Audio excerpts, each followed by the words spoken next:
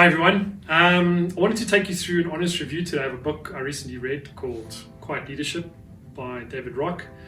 I just feel that it's helpful when I've read something to share my views on it. I always like to read other people's reviews of these books.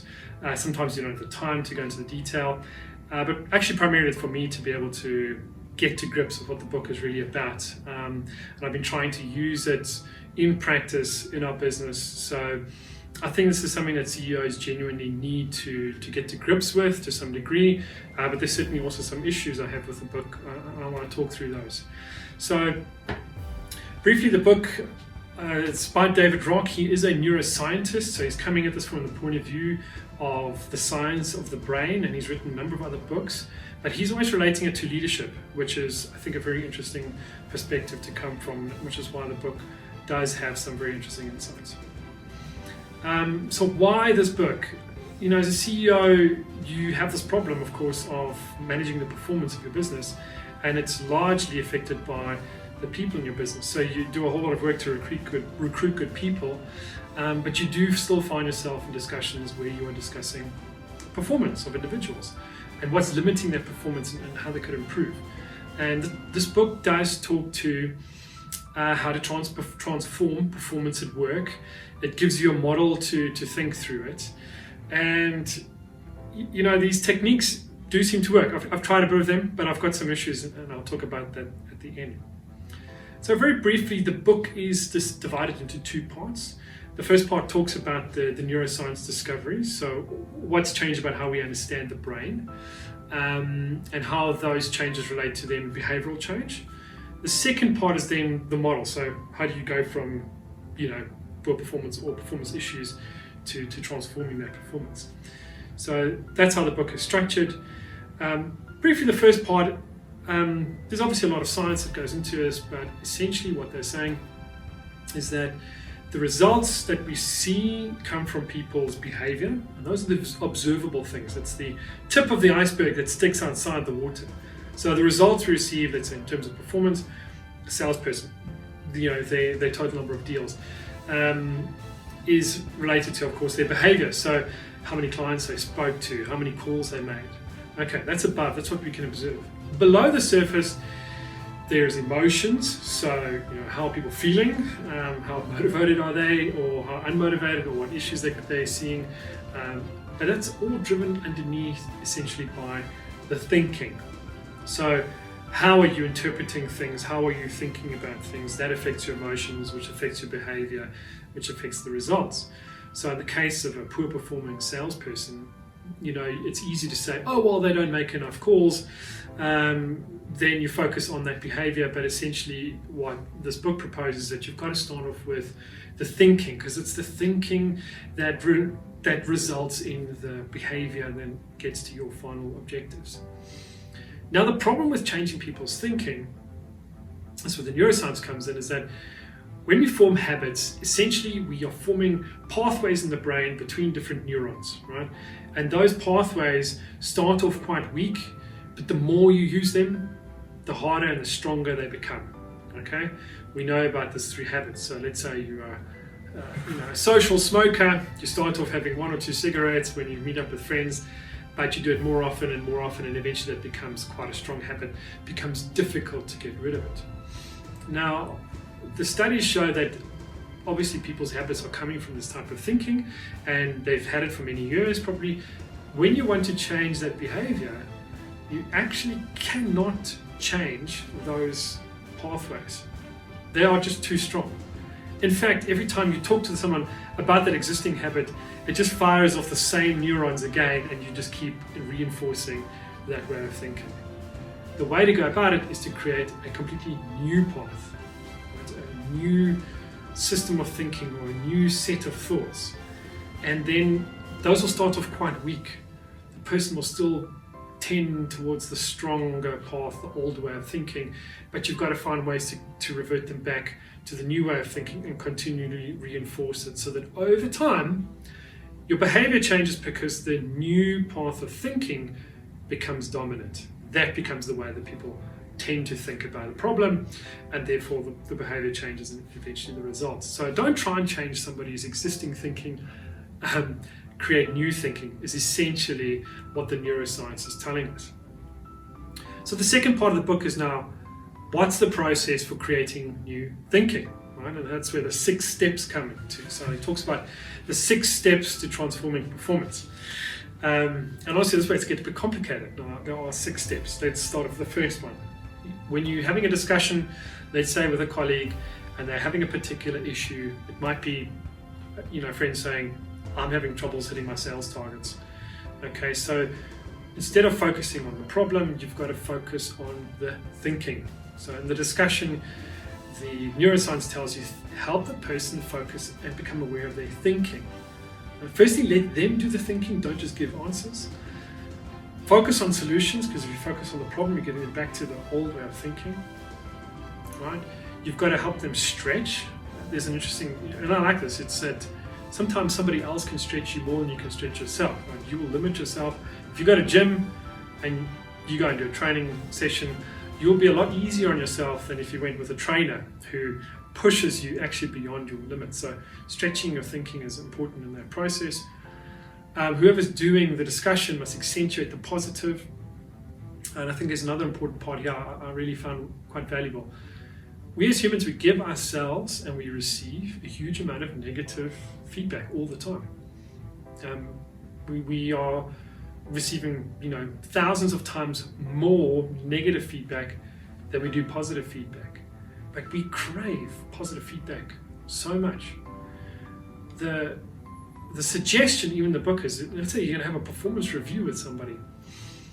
The likelihood that they've already thought about all the problems and that if there's been some way of measuring their performance, they know where they're at. They've given themselves so much negative feedback. Even if you give them a little bit of positive feedback, then the negative, and then some positive, that usual shit sandwich. Actually, all the positive feedback you give them is pretty much drowned out. It plays and actually has almost no impact if you combine it with negative feedback.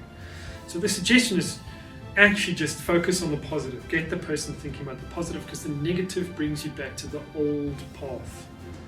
Okay, that's a thing I still need to work through, because I'm not sure that is going to work, but I'm trying it out, I'm testing it out, because I think that would work with people who are high performing, but maybe not necessarily those who are not aware of their shortcomings, but maybe it's still better just to get positive feedback.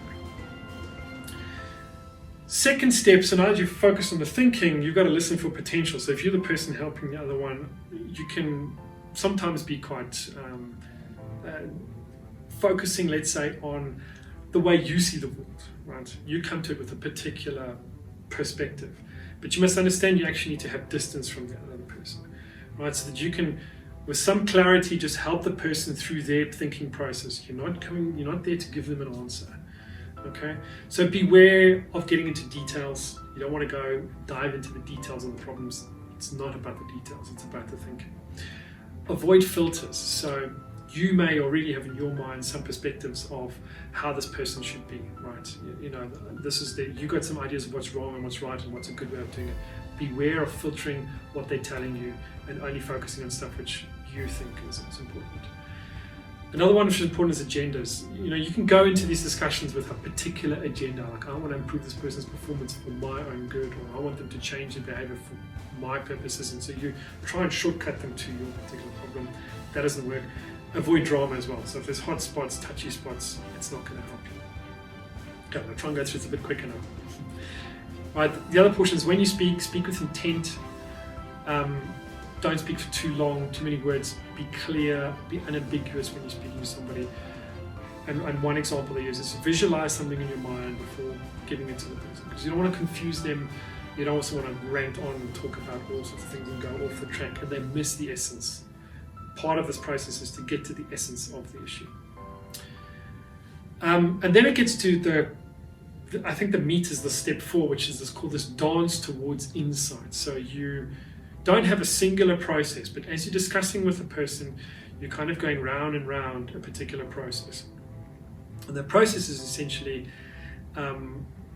first placement. You first start the discussion and say, can we have a discussion about your last sales targets and your performance? You probably want to give them some time, set up a meeting, so you place it when they come in, they know what they're here to discuss. You can't just launch into it. The other portion is consent in the placement, so make sure that the person is happy to talk about these things. Right? And in different cultures and in different situations, the type of consent that you need is going to be different. If it's your best friend, you can probably talk to them quite quickly about something personal, but an employee or a colleague or even a boss, you're going to need to take some time to make sure that that person is giving you permission. Okay, sorry, that was permission. I forgot that part. So then we go to placement. You talk about talk about first thing is permission. That's the consent. Then placement. Then you go through this questioning process. So allow the person, asking questions about their thinking. So what do you think about this? What are the priorities? What do you think causes this? Rank them 1 to 10. Help them follow that path to get to understanding the problem through a series of questions. You're not giving the answers, the other person is giving the answers. You're just there to help them follow a path of thinking, and it is a bit circular. And then help them to clarify as well. So if you understand the essence, they've said to you a whole lot, try not to just rephrase it, try and really help them to get the essence of what they're saying. Okay? A classic example is somebody is, I have to achieve all these targets, but I have no time. Okay, I don't have the time to work on this project, but I have to do this project by a certain date because my boss says so. Okay, so you've got a dilemma. You've got awareness of that dilemma, and then you try to help the person go through the questions. So, what's driving the problem with the time? What's your biggest drain on time? How would you rank that? What do you think would make this a biggest difference, etc. And get them to work through the problem. But it's essentially trying to work out the balance of a dilemma, and they have to figure out the thinking to get it right so that they can find the right path forward. Now, step 5 is you've now got some awareness. There's normally this aha moment, so you get this illumination. I found the answer. You now can't just leave it there. You actually have to make sure that those paths are there. So there's this thing here called the create model. I'll go into more detail later. I won't, but you can go into more detail. But help the person to understand the current reality, where they're at, what the alternatives now that they've got their aha moment, what are the alternatives, and then I use that energy that they've created. There's a certain release of motivation, like, yes, I found the answer, to really focus on making sure that you get it then done. Right? And that's step 6 as well as the follow-up. Make sure that this isn't just a once-off aha, and then 10 minutes later your motivation's gone, you're drowned out by all the problems of the world, and the whirlwind comes and takes over, and you actually never implement any of these changes. Remember, these new thinking paths need to be reinforced. So set up something like a follow-up, like, okay, can we talk about this next week again? Or can we have a monthly one-on-one session about this, and record it and make sure that in each session you talk about this. And he gives a model there as well called feeling model, which helps you just to pick apart the elements to make sure that the person is making progress. So that over time, you've developed a new thinking that now overrides the old way of thinking, and supposedly you're going to have a big change in performance. So essentially, I like it. I think this is a good way of thinking about it. But I'll get to the positives in a moment. The problems I see is, and I'm happy to take some comments here to debate this, because I think the first problem is, I call it picking your battles, is that how do you avoid somebody's really hardwired path, right? When you're talking to them about the problem, I've seen this with people that will revert always to the same story. This is the reason for my problem, and it's bad communication or something external. Obviously you want to get them to change their thinking, but that thinking can be so ingrained, it's almost impossible to get them to shift. And I think that's, to me, sometimes the difference between these weakly held beliefs about yourself and strongly held beliefs. A weakly held belief is something like, I can use a CRM tool to improve my performance in sales, or not, or I can do it with Excel. I think that's the kind of thing that most people, if they're challenged about it, can give it up. They'll give it up. But if it's a strongly held belief, like, I believe I'm bad at talking in front of people, right? And I believe that for 35 years. Very hard to change that. So I don't know that this will work for strongly held beliefs. It may, but man, that's going to be tough. So maybe as a CEO, pick your battles. This will work, I think, in cases where it's not something like a strongly held belief. It's something which is rather, there's some flexibility in the person you're speaking to. The second problem is that this model bypasses emotions completely. So it says, thinking affects emotions, which affects behavior, which affects results. So I guess in its essence, over time, your thinking should override your emotions. But if you're reading of the behavioral economic stuff, Dan Ariely, then we know that people are predictably irrational. We know that they actually don't translate what they think they know into the behavior, right? So people make bad decisions about their life all the time, knowing that it's a bad decision. So even if we change the thinking, I don't see a 100% link between that and the actual change of behavior. It's actually people who already have that ability to think about something and affect their behavior that are going to benefit most.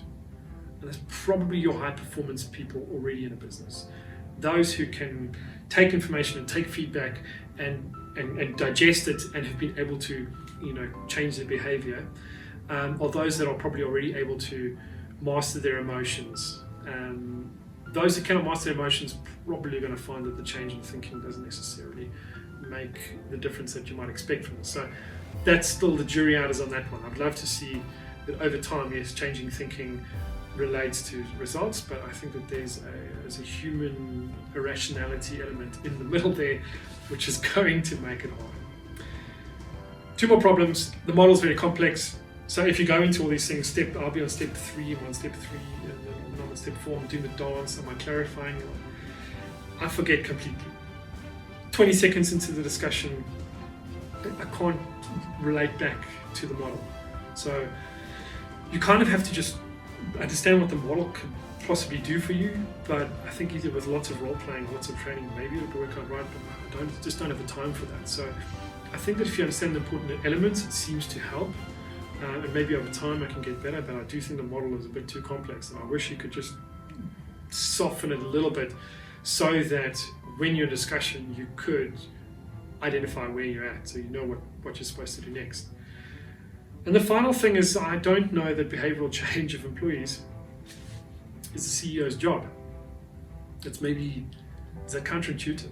I don't know, but I know it's my job to help people perform better, but I tend to think about this in terms of making the environment right, making the value system right, making the culture such that a person will bring their A game to an Oxico and will make a great impact. It's difficult for me to say okay, well, it's actually also my responsibility to change people's behavior through a process which looks to me like something a psychologist does. I think psychologists are better equipped. So even with us, we use external psychologists to help us with coaching. It's a very powerful tool, this, and you might use it for the wrong reasons, or the power dynamics between you and the person you're discussing might mean that you actually, I don't think you do harm, but you are in a situation where I'm not sure that it's your job. I think that it would be probably best to have this done externally in some ways.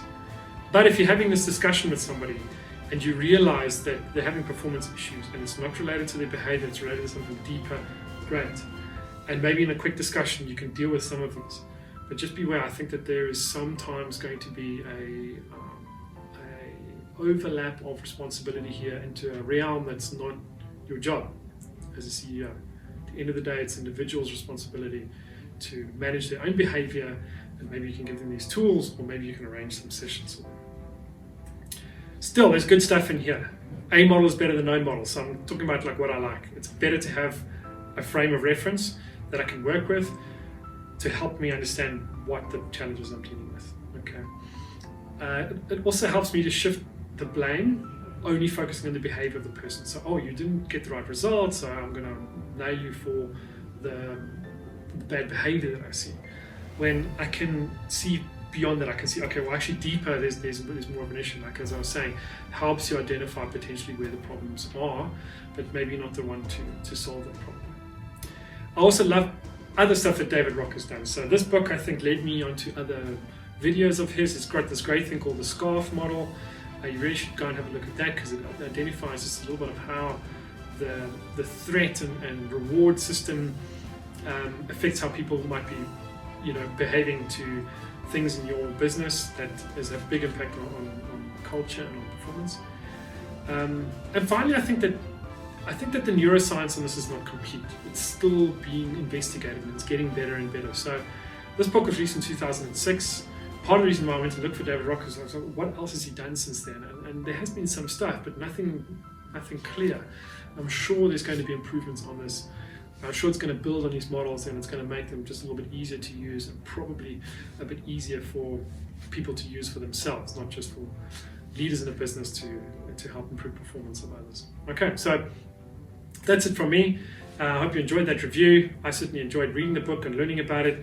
Certainly not perfect. There's certainly things I think could need some work. But I'd love to hear some feedback from you guys. Thanks. Bye.